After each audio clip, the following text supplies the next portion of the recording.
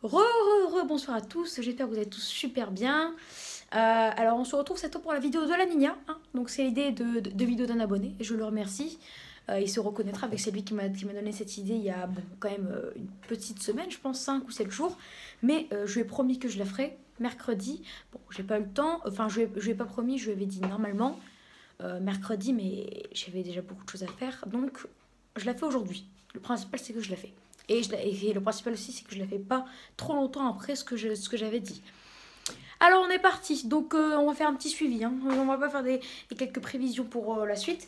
Mais on est parti pour faire un suivi. Alors, déjà, on va reprendre la lignée depuis septembre. Et non, depuis août. Depuis août. Alors, la température de août, on était à moins 0,8.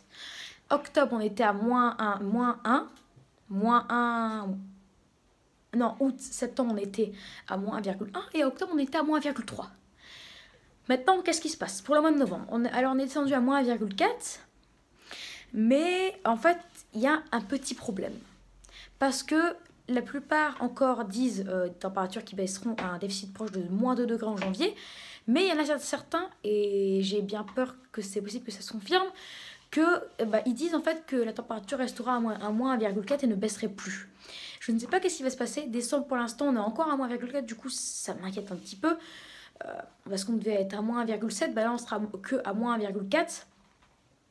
Bien que ça peut encore bien baisser pour janvier-février. Donc, on ne sait pas. Après, je vous dis décembre, moins 1,4. Mais j'ai vu pour début décembre. Là, pour la mi-décembre, ça peut être évolué.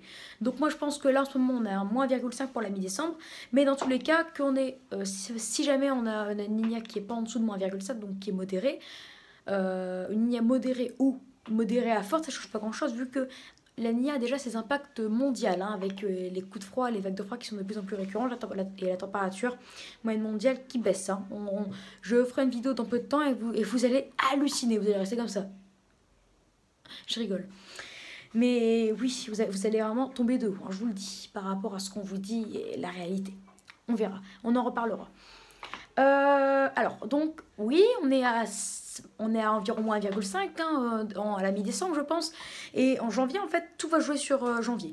Si janvier, on est encore à moins 1,5, ça veut dire que cette ligne restera à moins 1,5, ou même peut-être moins 1,4, hein, on ne sait pas, ça peut encore remonter.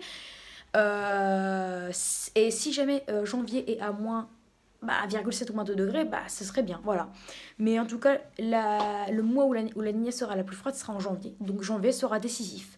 Vous saurez en janvier s'il s'agira d'une Niña modérée, vous saurez s'il s'agit d'une Niña modérée à forte ou si vous saurez s'il s'agit d'une Niña forte. Je rappelle que les seuils de moins 1,5 à moins 1,6, c'est une Niña modérée, moins 1,7 à moins 2 degrés, c'est une Niña modérée à forte, et en dessous de moins 2 degrés, c'est une Niña forte. J'aimerais super bien qu'on ait une Niña forte. Là, je serais vraiment le plus heureux du monde, j'ai envie de dire, et vous aussi. Comme ça, on aurait beaucoup plus de neige, hein. Ce serait vraiment excellent, bien qu'on en reparlera. Mais en tout cas, ce qui est sûr, d'accord? Là, admettons, on a les températures, on a moins 1,5 dans tous les cas, ou moins 2 degrés, ça change rien.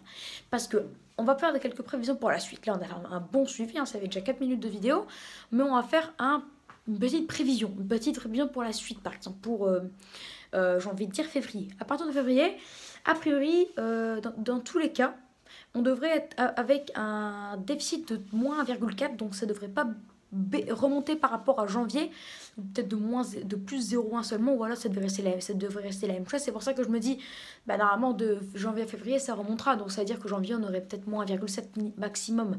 Et puis maintenant, il y a des modèles qui seront actualisés il y a seulement quelques jours, peut-être même quelques heures, et qu'ils ont continué à dire qu'on aurait une fourchette entre moins 1,6 et moins 3 degrés. Donc ça explique, voilà, hein, voilà. Vous savez ce que ça veut dire, c'est qu'on aura une Niña a priori plutôt forte, hein, même. Après, on peut avoir toujours une Niña modérée, c'est possible aussi. Mais dans tous les cas, en février, a priori, on aurait moins 1,4 degrés de Niña, en fait, donc un déficit plutôt modéré. Mais ces températures, cette Niña va après progressivement remonter. À mars, on serait à moins 1,2. Mais ensuite pour le printemps, bon, mars c'est dans le printemps, mais pour le vrai printemps, vraiment le printemps où les fleurs elles poussent et tout, donc le vrai printemps, c'est avril-mai, hein, et peut-être même juin. Bon, on va pas inclure juin, vu que juin c'est un mois météorologique qui est dans l'été, donc on va dire avril-mai. Est-ce que la Niña pourrait persister jusqu'au printemps? On en avait déjà parlé il y a quelques semaines, hein, quand j'avais fait la dernière vidéo sur la Niña. Bon, ça remonte à pas mal de temps quand même, 2-3, voire un mois, 2-3 semaines, voire un mois, je ne sais plus. Mais a priori, cette Niña devrait perdurer. Et après, on va voir les différents impacts. Et on va se poser une troisième question après. Est-ce que la Niña pourrait persister jusqu'en été? On en reparlera. On en parle tout dans quelques minutes. Alors déjà, la Niña devrait perdurer jusqu'en avril. Pourquoi? Parce que de mars à avril, la Niña devrait encore s'affaiblir. Donc on devrait passer de moins 1,2 à moins 1 ou moins 0,9. Certains disent moins 1,1. Voilà, donc on serait autour des moins 1 degré, d'accord? Mais après, de avril à mai, là, il y aura une grande différence. On passerait de moins 1 environ à moins 0,6. Mais moins 0,6, c'est une sonde de Niña vraiment faible, mais c'est une Niña quand même. Ce qui veut dire qu'on aura encore quelques impacts jusque en mai, parce que je vous rappelle que les impacts ont un décalage de 3 semaines, plutôt 3 semaines, donc en fait, en quelque sorte, en avril, vu qu'on aurait a priori moins 1, bah c'est comme si qu'on avait une Niña de moins 1 en mai. Donc en mai, on aura les impacts de la Niña d'avril. Donc en mai, on aura quand même des beaux impacts, vu que la Niña d'avril, bah, moins 1, c'est pas non plus super faible, hein, c'est quand même pas mal. Mais la Niña devrait persister jusqu'en mai a priori, avec moins 0,6, mais certains, écoutez bien, certains nous disent même que la Niña devrait rester très bas jusqu'en mars avec un déficit de moins 1,8, en avril moins 1,5 et en mai moins 1,1. Je ne sais pas si c'est vrai, on en reparlera, mais sachez que j'ai regardé les Niñas d'avant, hein, qui datent de très longtemps, jusque des années 1950, et j'ai pu constater que les Niñas duraient quand même pas mal de mois, et qu'elles stagnaient à une température, à la même température au pic qu'on prévoyait. Par exemple, en fait, je vous donne un exemple parce que c'est incompréhensible ce que je dis, je l'avoue. On prévoyait une Niña avec un pic de froid, en fait, enfin de déficit de la Niña en juillet. Et on prévoyait à partir de août, septembre, octobre une remontée.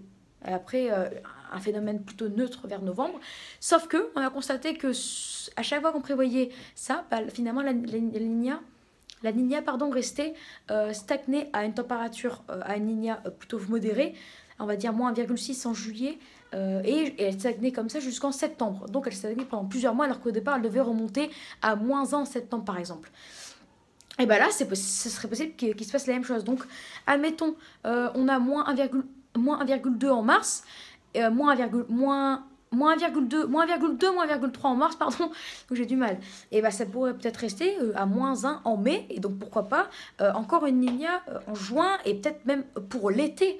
Donc on ne sait pas, mais dans tous les cas, il y a aussi un autre scénario, hein, qui pourrait être ce qui va se passer, c'est qu'on est à moins 1,8 pour mars, moins 1,5 comme je vous le dis pour avril, et comme je vous l'ai dit, moins 1,1 en mai environ. On va dire moins 1. Et donc, elle pourrait persister jusqu'en juin, et on serait en juin à moins 0,6, moins 0,7, plutôt moins 0,6, et après en juillet, on repassera en phénomène neutre. Mais du coup, ça veut dire qu'on aurait des impacts de la Niña jusqu'en juillet, donc en fait l'été, jusqu'en même plutôt fin d'été. Parce que juin, juillet, c'est les 2 tiers de l'été. Après, il reste que août, et après l'été est fini. Donc ça resterait jusque pour une bonne moitié d'été. Donc en fait, ça persisterait jusqu'en été. Et on aurait quand même pourquoi pas du coup un été plutôt un peu plus frais, on aurait moins de canicule, et en globalité on n'aurait pas plutôt plus 1 degré. Si on va avoir plus 1 degré, ça veut dire qu'on aurait là plutôt moins 0,5 degré, ce qui est déjà mieux. Enfin non, plus 1, plus 0,5 degré, pardon, parce que moi, pour aller de mon plus 1 d'excédent à moins 0,5, il faut quand même une Niña excellente, hein, très très forte. Donc ouais, on aurait quelques impacts, hein, même à moins 0,6 degrés, entre moins 1 et moins 0,6, on a encore quelques impacts. Du coup, on aurait peut-être un été un peu plus frais prévu, avec des températures un peu plus basses en moyenne. Donc, ce sera à rediscuter. En tout cas, sachez que la Niña devrait perdurer minimum, strict minimum, sûr et certain, jusqu'en avril. On ne sait pas si elle aura un quelconque impact pour l'été de 2, et on ne sait pas si elle pourrait être forte pour tout le printemps, et donc avoir un printemps pourri, et pourquoi pas les derniers épisodes des gens en pleine. On ne sait pas aussi de 4 si la Niña atteindra plutôt moins 2, virgule quelque chose, donc une ligne forte, ou entre moins 1,7 et moins 2, une ligne modérée à forte, ou en dessous de moins 1,7, donc une ligne modérée. On ne sait pas de 4 du coup si elle atteindra les seuils d'une ligne modérée à forte ou forte. On en reparlera. J'espère que cette vidéo sur le suivi de cette ligne vous aura plu. N'hésitez pas à vous abonner pour les tout nouveaux. N'hésitez pas à liker si vous avez aimé cette vidéo. N'hésitez pas à partager la vidéo avec qui vous voulez, amis, famille, etc. Et n'hésitez surtout pas à me donner des idées pour mes futures vidéos. Voilà, donc très bonne vidéo à tous et je vous dis à plus tard pour une prochaine vidéo. A tout de suite, même pour les 2 vidéos de climat. Je les fais tout de suite, vous inquiétez pas. Enfin, dans peut-être 10, 15 minutes ou 20 minutes. On en reparlera. Ciao!